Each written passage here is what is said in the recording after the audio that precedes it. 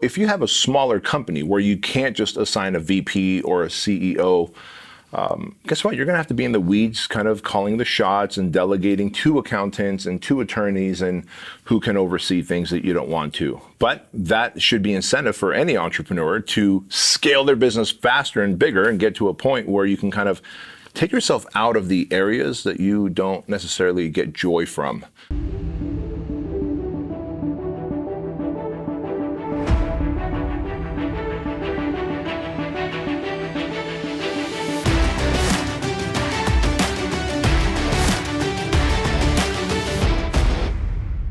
Welcome to the Inside the Empire podcast, where we're going to get an inside look at Mr. Bedros Keuilian. We're going to ask him anything. Anything. Are you ready? I'm ready. All right. First question is a very serious question. What do you do all day? What do you do all day? Yeah. I'm very curious. What do you do all day now that you're not the CEO of Fit Body Bootcamp? Yeah, so now that I'm not the CEO of Fit Body Bootcamp, I'm still the founder of Fit Body Bootcamp. It's more visionary stuff, right? Yeah. So it's more visionary stuff in terms of big vision, big plans, I'm always 3 to 5 years ahead in Fit Body Bootcamp. Where's it going 3 to 5 years from now? With True Lean, with Fit Body Bootcamp, with Fit Pro Tracker, a software company that's growing very quickly that I have equity in, and I'm on the board with Fuel Hunt, ironically, the apparel that we're wearing right now. And so my day-to-day is spent on big visionary stuff, on all 4 of those big brands but with Fit Body Bootcamp, it's where are we going to be 3 to 5 years from now? How's that going to look? How do we differentiate? So I'm no longer in the day-to-day weeds, which is pretty cool. What does your visionary stuff look like? So what do you do? Just go sit in a room and think? Do you spend some time milling about? What do you do? So a good amount of it is being connected to each industry. So Let's say Fit Body Bootcamp, the franchise, how is fitness changing, right? So it's a lot of research, a lot of connecting with people in the fitness industry that I know that have been around, like Alan Cosgrove, right? All the way to people in franchising, to the new levels of technology in fitness, and how's that looking? What are the apps doing? How are they integrating with in-person training, with gyms, boot camps, et cetera? How does the new, for example, you're going to be hard pressed these days to find a gym that has a touch system that checks you in. Everything is no touch, right? You're scanning your iPhone. Well, is there something that can actually scan? Why don't you tell the 24-hour fitness in Huntington Beach? I know, they're still old school there. I'm like, I gave you my fingerprint. Did I really literally stupidly do that? You're putting your finger on a little piece of glass that everyone else before you has touched. It's like they pick their nose, walk in. Yeah. But think about it. So here's one example. Imagine walking into a Fit Body Bootcamp. Yeah. And remember, your iPhone can recognize your face, right? Mm-hmm. So, and there's already technology out there that we can just put a sensor and a camera above the door. So as you walk into a Fit Body Bootcamp, it scans your face immediately, checks you in, notifies the person behind the counter if you're current or delinquent in your payment, pops up your name, and if you have any, if it's your birthday, happy birthday, Craig Ballantyne, and now the person behind the counter can acknowledge you, right? If it's your 100th workout or close to your 100th workout, hey, congratulations, you're about to do your 100th workout. So imagine the level of intimacy we can show to differentiate. Yeah. So that not only helps with what's going on in the world where no one wants to touch anything, but now we can, a quick scan, and literally see if Craig is updated on his credit card payment, how long he's been working out with us, if there's anything monumental that we need to acknowledge him for as he's here, all those things. Plus, it allows us to then connect with any kind of devices that you might be wearing that could allow us to now coach you, train you, help you with your fitness fat loss goals outside of our 4 walls. Right. And so that's where the future of fitness is going. So my job as the visionary to go, what software, what companies, what devices, and as I kind of see and scope out and start working on deals that are going to come through 3, 4, 5 years from now. What are you so glad that you don't have to do anymore? Talk to lawyers and accountants. Oh. I am done talking to lawyers and accountants. I think naturally I'm a creative person. Yeah. So talking to lawyers about franchise agreement, master franchise agreements, going into places like Europe and Dubai and Saudi Arabia, what that would look like, and All those things I don't have to do. Compliance officers I don't have to talk to. The Federal Trade Commission I don't have to talk to. Bryce does. And then accountants, right? The bean counters. Well, I love money and I love the money that comes in and I want to see our profit margins. I get to see bottom lines and not so much day-to-day accounting stuff that I have to be involved in. Okay, and then so everybody out there listening who's an entrepreneur and it's like, man, I got to do all that and I got to do way too much stuff. What do you tell them if they want to get out of that? What's the path? What are the things that they have to do, like the dominoes that have to fall so that they can move away from that fast? Well, so to that point, let's not forget that while I don't do that for Fit Body Bootcamp, I'm still in the weeds for a lot of our smaller companies that we are parenting to become bigger companies, right? And so if you have a smaller company where you can't just assign a VP or a CEO, guess what? You're going to have to be in the weeds, kind of calling the shots and delegating to accountants and to attorneys and double checking their work, et cetera. But at some point, you might want to hire an outside CFO at some point who can work part-time for you. Yeah. You can hire an outside CPA. You can hire an outside attorney who can oversee things that you don't want to. But that should be incentive for any entrepreneur to scale their business faster and bigger and get to a point where you can kind of take yourself out of the areas that you don't necessarily get joy from. Is it Dan Sullivan, right? He has those 3 little circles, the kind of the area that inspires you, motivates you, and gives you energy. Like, what can I do to work almost 100% in that area? Right. Versus that one last circle, that the area of work that sucks energy and depresses me and puts me on edge. I want to do less of that stuff. The way I do that is make sales, market more, hire great, competent people who can take the uglier stuff off my hands so I can focus on this stuff. Yeah. Speaking of things that suck, what is Suckfest? And why should somebody do it? So Suckfest is this, for the last 3 years, I started doing this thing on my own, where in December, I will take on a challenge, and it's questionable whether I will finish it or not because I don't prep for it. The idea is to not prep for it. The Japanese have a term called misogi. Misogi is an experience that you do at the end of the year. It's questionable whether you'll finish it or not, and it's a purification process. It's this process to help put you in a state of suffering and adversity at a high point. It's such a high point where you find that other room. We all have that other room up here, and that other room, there's no key for it. It's hard to see that doorknob to that other room. You only start seeing faint traces of the door and the doorknob and access to it as you are in a place of suffering and fatigue, and you go to that higher state of awareness, self-discovery. And suffering takes us there. And so the Japanese have this misogi experience where they might stand under a waterfall for 6 hours, a cold waterfall that's beating down on them, but then you have to disassociate and get away, go to that other room to find your higher self. And when you do, you start intentionally thinking about, what does next year look like? What are the things I'm going to focus on? What are the things I'm going to avoid? How do I want to show up? Who do I want to be a role model to? And so it's really about setting your intentions for the next year and also reviewing the year that you had while in a state of suffering. So last year I decided, it was last December 5th, from sundown, which was around 4:45 p.m., to sun up the next morning, I was going to hike the streets and the hills of Chino Hills. Mm-hmm. And so in 12 and a half hours, I covered 37 miles, unprepared, untrained. And the whole idea is to feel the blisters, feel the hip tightening up and all that stuff. So this year, Suckfest, I decided to open it up to the world and invite the world. So we have hundreds of people from all over the world doing it, and they're registering for $100. And what's really cool about it is 100% of that money goes to Shriners Children's Hospital. But we are doing a full marathon, 26.2 miles, but every 0.2 of a mile, you stop and you do 2 exercises for 15 reps each. Any 2 exercises you want, mix and match any way you want, so that when you're done, you have done 26.2 miles and 4,080 repetitions. And there's about 50 people coming to BK Strength to do it with me. Starts at 4 a.m. on December 4th, right? On December 4th. And then there's another couple hundred people worldwide doing it who have registered for it.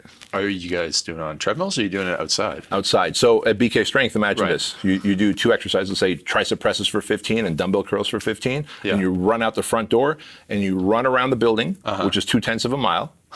And there's 1 round. Got it. You do that 136 times. How do you make sure you keep track of the number? Is there some? Well, that's the great thing about delegating to a team. I delegated to Shelby, and Shelby created this giant form, and the giant form is going to have these boxes that we tick off, and each one's numbered, and each 5 tells you that you've done 1 mile, and by the time you're done, you got your Suckfest form, and it's going to be painful. Nice. Yeah. Nice. All right. So speaking of Suckfest, Modern Day Night Project is a Suckfest. Yeah, for men. Yeah. Tell me a couple of your favorite transformation stories from those 5 days. The first one that comes to mind is a dude named Andy Foe. Andy Foe.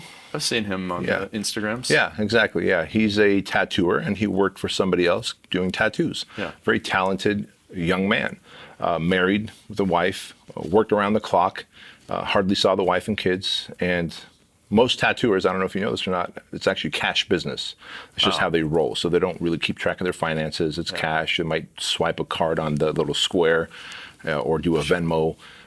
But so he had no credit, none of that stuff. And as he went through the project, he was like, one day I'd like to be a business owner of my own. So here he is, a year and a half after going through the project. Instead of just renting out space at a tattoo parlor, he's now opening up his own 6,000 square foot studio in Austin. And he sees his family 3 days a week, is fully off. So he works 4 days a week, normal hours, and then sees his family the other 3 days a week, completely with them. He had never done any kind of like workouts or anything, just a guy who's tattooed head to toe, but otherwise soft and gelatinous. Now he's like lean and jacked. Yeah. Has great life balance, is an entrepreneur, is building his credit. And what's really cool is the 3 apprentices that he has who will be also tattooing out of that same place. He had them go through the project and graduate. Wow. So it's going to be literally a tattoo shop in Austin, Texas, full of project graduates who just operate as hardcore entrepreneurs, disciplined men who are passionate, purpose-driven, but have life balance. How did he stumble into your world? His brother, who was his first mentor, did my entire sleeve. Okay. Robert Foe. Okay. And he came up to me during the 3rd visit at his brother's tattoo shop, and he's like, "Man, I've read your book, Man Up. I just got it, And I want to do this thing, the project that you are starting." I was like, "Oh, okay, cool. Here's the application site." Had no idea that he would do it. Mm-hmm. He did it, and so he's one guy that really comes to mind. Another person that comes to mind, this guy's name I don't want to share because I haven't asked if I can share his name, but he was a very self-destructive person, an entrepreneur, made tons of money, like north of 25 million a year with his business, great margins in his business. However, very self-sabotaging in terms of his personal health and his relationship. The relationship was on the rocks and everything. And we actually have this thing in the project called Project Babies. These guys go home and they show up as new men. Some of them haven't had sex with their wives for a long time because they're just on the outs. Oh, I see. Right? And all of a sudden they go home and the wife's like, "Oh my God, you're a changed man. You're a savage servant. You keep your word. You show up. You're disciplined. You're organized. You communicate. You tell me what you want out of this relationship. And then you tell me what your expectations are of me." Because that is what I coach them into, right? Like, hey, if you want something from your wife, how about you ask her for it instead of being a little passive-aggressive baby, right? And so as that happens, they kind of rekindle their relationship. And so we've now have had 3 project babies, but he's the most recent one. He's the most recent one, and the relationship is super awesome. Business has almost doubled now, nearing 50 million in just 1 year. But more than that extra 30 pounds or so that he kept ebb and flowing, he's kept off for almost a year now. Oh, which is massive, because I believe fitness is the gateway drug, right? You know this, like you and I. Yeah, I mean, we did that podcast the other month. All right. Last thing, advice you would give to your younger self. The advice I would give to my younger self is to not seek out everybody's approval, because I'm never going to be able to make everybody happy, number one. Number two, if you're going to dream, just dream big. It's the same effort whether you want to make $1 million or $100 million. You know this. And the third advice I would give myself is to be really, really careful who I allow in my circle, because they have such massive influence on me. And I think all of us are very influenced by the people around us. We just sometimes think that we look at everybody through rosy colored glasses. But as I look back, I'm 47, I look back 20 years of life, like, man, there was some shitty people I let in my life because I lowered my standards, or because I had an opportunity to make money with them. But that went sideways, and now I regret that relationship. Whereas I look at our relationship, we've been making money together for almost a decade, and we think alike, we operate alike, and it's a great relationship. As you always say, friends making money with friends. So those are the three big things. But I know this is asking me questions, but let's kind of turn the script on you for a minute, because I got two very important questions I want to ask you. All right. One of them is what you just asked me, which is, if you can go back to your younger self, the 20-year-old version of Craigie, what pieces of advice would you bestow on him? Oh, that's really easy. One, stop drinking. Stop drinking. So I've officially stopped all alcohol for the rest of my life. Just 2 weeks ago, just officially stopped. And I mean, I had maybe like 1 drink or 2 drinks a month for the last 5 years. That was the most I was drinking. But playing around with like the Aura Ring and the sleep stuff, like it just shows you how much one single drink can mess up your sleep, and it's just not worth it.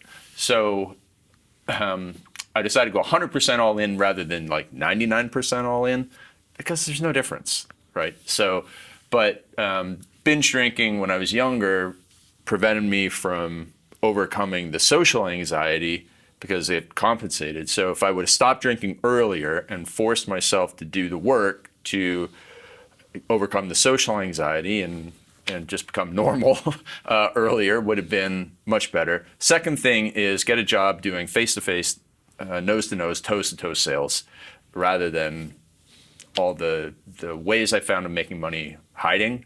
And then just find a way to be a really fun social person and just really work on that without alcohol. So like if I could have done those 3 things, and anytime I meet a young person, young man or woman, who's able to do those things, it's like, oh my God, you're like a superhero.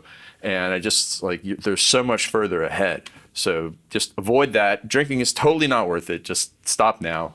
You will save yourself a ton of pain and headache. Was alcohol mainly used for you to be social? I would say so, because it wasn't like a stress reliever or anything. And so like in my 20s, if we went out with a bunch of people on like a Tuesday or Wednesday night, like a bunch of guys going out and just getting something to eat, and some guys would order a beer because they always just order a beer when they eat, I would be like, why are you ordering a beer? Like, I only drink to get drunk. Like, I don't drink. There's no social drinking in my drinking. So I didn't, like, it doesn't taste that great. So why are you doing that? Yeah. And so there was only one purpose to it. Yeah, that's interesting. Yeah. And this is something I was going to ask you tomorrow anyway. I'm just going to dig deep as we hang out over the next day or two. But I figure our friends should know. They've been with us on this journey now, going on 4 years with Empire Podcast. You're married. You're expecting a baby. I am. How has marriage and husbandhood and the prospect of fatherhood changed Craig in any ways? Well, I definitely work less, and preparing to be much more supportive, being less selfish with my time. Fortunately, I haven't had to change my bedtime. So Michelle goes to bed at sometimes earlier than I do. Oh. So everybody who laughed at me and said, "Oh, yeah, when you get married, you're not going to be able to go to bed at 8 o'clock." In your face. Yeah, I'm going to bed at 8 o'clock. Do you still wake up at 3:15 or 14? I don't use an alarm. Yeah. But so I get up anywhere from 3:45 to 4:15, kind of naturally. Yeah. And I think it's just mostly it's just less selfishness with my time, and spending more time with her family. But in day-to-day stuff, not a lot of stuff has changed. Yeah. How about this? How do you think fatherhood's going to be? Because then it's we'll look back on this video. Great. So you read Strong Father, Strong Daughter? Did you read that one? Yeah. I mean, so when I read that book, I was like, I thought I was going to be too strict, but that book suggest that you be even more strict. But at the end of the day, it's just spending a ton of time with my daughter, which, I'm set up my life to do that. Yeah. So, I'm super excited for it. I'll just say I'm super excited for it. Yeah. I'm learning, like my friend Jeremy, who's my age, just had a kid, and he's got a 1.5-year-old girl. So I just ask him all the time, like, what are you doing? How do you spend time with her? Like, what is she like? What is she not like? What's the quality time? That sort of thing. And so it's, I really truly believe I'll just be talking to a little adult for a long time and being amazed. So I know I've shared this with you, but it's important probably for our audience to know this. Those of you that have a little baby in the oven, 2 things that I did with both Andrew and Chloe, and then one other thing I did with just Chloe. The one thing I did with Chloe was when I think she was around maybe 7 years old, we started going on daddy-daughter dates, right? Like Chick-fil-A, bowling, stuff like that, Yogurtland, every other week or so. And I realized how much influence I have over her now as she's 14. Mm-hmm. She went and met a boy at the mall. Mom took her there, and the boy was 20 minutes late, was texting her like crazy, like, oh my God, my dad's like stupid. He's running behind. I'm so sorry, da-da-da. Like to Chloe, it was like a non-negotiable. She was polite on that date, and afterwards she was like, hey man, sorry, can't. There's no second time of us going out, because that's just what I've helped her understand, that if they don't open your door, if they don't show up early, because early's on time, then that's that. But the magical thing that now Andrew's 16, Chloe's 14, when they were born, I created an email address for both of them at Gmail. I've told you this before, and I just started writing them emails and sending them pictures from my iPhone of pictures of them and little videos of them. And now at 14 and 16, they have that email address. I gave it to them last year, and they have the password. They go through and like, oh, I remember that picture. And well, here's what I was thinking when we were at Disneyland and I was eating all that cotton candy and I threw up. So you get to hear their perspective, and then how many posts were in that thing? Oh, like man. Thousands? Probably hundreds. Yeah. I'd probably write at least like 3 a month, Yeah, okay. Yeah, probably hundreds. But from pictures to videos to just long, drawn-out emails where I remember several times I was stuck on a tarmac, during those years that you and I were traveling like crazy, stuck on a tarmac, like, all right, bust out the phone, start writing an email to Andrew and Chloe, and it was just about like, hey, here's 19 principles of life that I wish I knew when I was a teenager, and so it's really cool for them to just read it and go like, hey man, this is really helping me throughout high school and junior high right now. Yeah. So I started writing little letters in a notebook, but left that back in Vancouver. But so we'll either pick that up and just make scrapbooks, or we'll do the email thing now that I know exactly how that worked. Yeah. Cool. Yeah, that's amazing. So those are your answers from the Empire Show.